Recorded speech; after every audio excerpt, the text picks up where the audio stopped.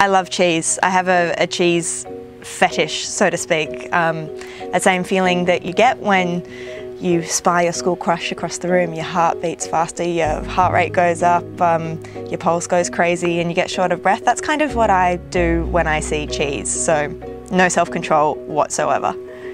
I'm a bit of a sucker for gooey cheese, so I did really enjoy the first cheese, which was a goat's cheese. I love the difference in texture between the middle, which was quite firm, not too strong, and the outside, which was oozing and melting away. It was almost like the rind was struggling to stay on the cheese, and when you cut into it, it just kind of went.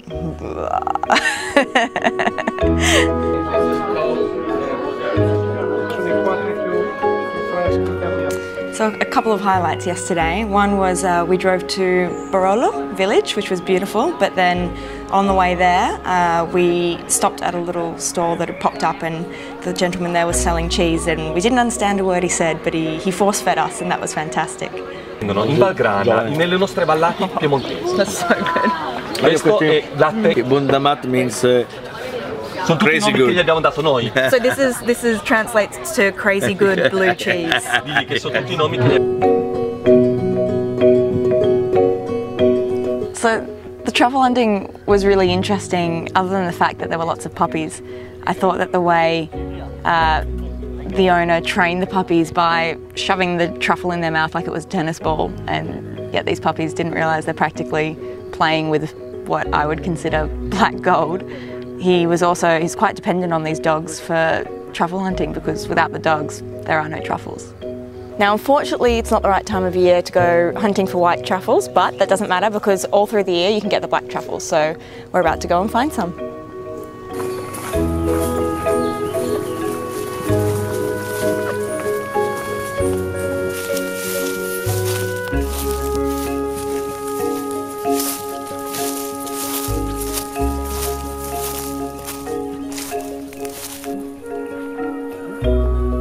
It was very exciting digging up a truffle, especially because as he was digging, it seemed to take quite a while, and I didn't know where he was going with it.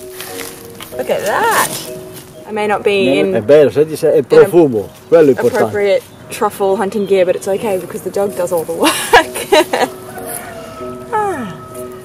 We had a lovely meal prepared for us, which was just the plain traditional tayarin with truffle butter and shaved truffles over the top of it, and it was absolutely fantastic. But the best part about it was the sensory experience, because a handkerchief full of truffles from golf ball to tennis ball size was just laid out in the middle of the table, and I've never seen anything quite so luxurious in my whole life. And the smell of the truffles, kind of as you were eating truffles, and it was truffle overload, but there's no such thing as too much truffle.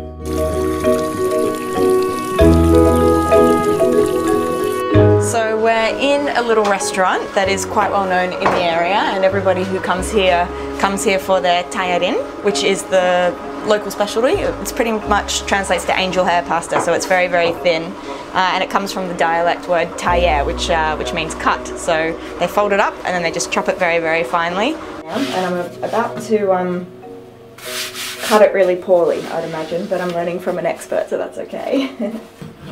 Fingers come off, or my fingers come off. I can't believe how fast he does this. Slow, eh? Slow, very slow. So tayarin is so fresh that it's only made with fresh eggs, just the egg yolks, and just 00 flour. There's no butter, no oil, no water. It's so fresh that apparently you can actually eat it raw if you can get all the stringy bits. Not bad.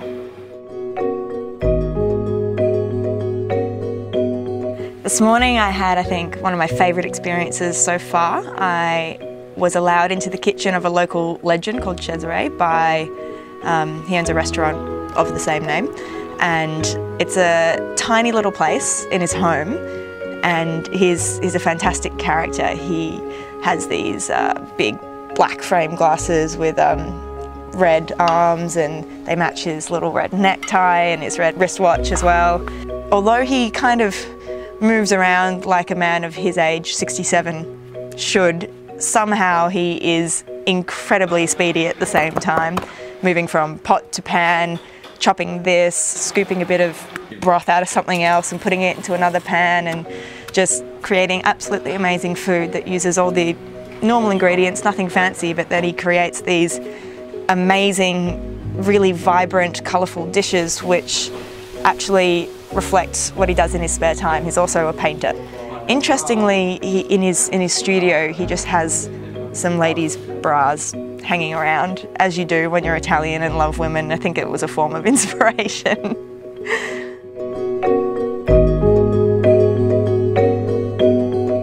The food is what's going to be the most memorable. I have eaten quite a lot of things and I've never tried before, and that doesn't often happen.